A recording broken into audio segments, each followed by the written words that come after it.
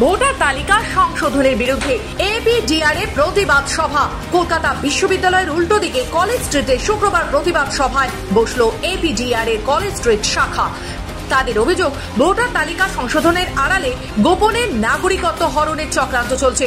এই সভায় বক্তারা জানান, নির্বাচন কমিশনের সাম্প্রতিক নির্দেশ অনুযায়ী ভোটার তালিকা সংশোধনের সময় যে সব নথি জমা দিতে বলা হচ্ছে তার তালিকা থেকে বাদ দেওয়া হয়েছে আধার, ভোটার পরিচয়পত্র, রেশন কার্ডের মতো সেই সব গুরুত্বপূর্ণ কাগজপত্র যা সাধারণ মানুষের হাতেই রয়েছে। ভোটার তালিকা সংশোধনের যে সিদ্ধান্ত নেওয়া হয়, এই সিদ্ধান্তের বিরুদ্ধে এপিডিআর থেকে একটি পথসভার আয়োজন করা হয় এবং তারা দাবি জানায় যে ভোটার তালিকা সংশোধনের আড়ালে এখানে এনআরসি করে নাগরিকত্ব হরণের চেষ্টা করা হচ্ছে এবং তারা এও জানান যে ভোটারের পরিচয়পত্র হিসেবে যেগুলি মূল নথিপত্র অর্থাৎ রেশন কার্ড, আধার কার্ড রয়েছে, সেগুলির বদলে নির্বাচন কমিশন যে নথির কথা জানান সেগুলি হয়তো একাধিক নাগরিকের কাছে উপস্থিত নয় এবং আগামী বছর পশ্চিমবঙ্গের ভোট আছে এবং পশ্চিমবঙ্গের বলে তারা আশঙ্কা জানাচ্ছে। এপিডিআর এর আশঙ্কা, নির্বাচন কমিশন যে 11টি বিকল্প নথির কথা বলেছে সেগুলো বেশিরভাগ মানুষের কাছেই নেই বা সংগ্রহ করা অত্যন্ত দুরূহ। ভারতবর্ষের সংসদে উপস্থিত রাজনৈতিক দলগুলো তারা আইন করে ভারতবর্ষের সমস্ত মানুষের নাগরিকত্বকে একটা সন্দেহজনক জায়গায় নিয়ে গেছে।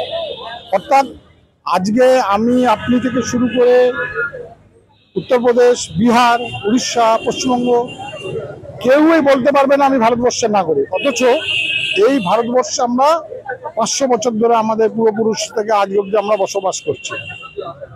কাজে এই যে আমাদের ভারতবর্ষের মানুষদের নাগরিকত্ব কেড়ে নিয়েছে, এই কারার বিরোধিতাই আজকের এই প্রোগ্রাম। খবর পেয়েছেন যে বিহারে একটা এসআইআর নামে একটা কাজকর্ম হচ্ছে, যেটা হচ্ছে যে special intensive revision of voters.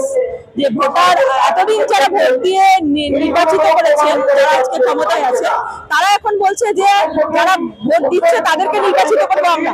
এই অবস্থায় সংগঠনের দাবি, আগামী বছর পশ্চিমবঙ্গে বিধানসভা নির্বাচন রয়েছে এবং তার আগেই রাজ্য জুড়ে ভোটার তালিকা সংশোধনের নামে এমন এক প্রক্রিয়া শুরু হয়েছে যাতে লক্ষ লক্ষ মানুষ ভোটার তালিকা থেকে বাদ পড়তে পারেন।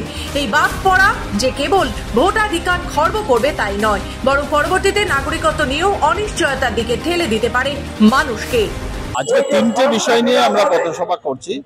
প্রথমত, যে আমরা দেখতে পাচ্ছি যে ভারতবর্ষের বিভিন্ন রাজ্যে, বিশেষত বিজেপি শাসিত রাজ্যগুলোতে যে বাঙালি মুসলমান যে পরিযায়ী শ্রমিকরা কাজে যাচ্ছে তাদেরকে আটক করে জেলে পুরে ডিটেনশন সেন্টারে নিয়ে রাস্তায় ধরে তাদেরকে মারধর করা হচ্ছে।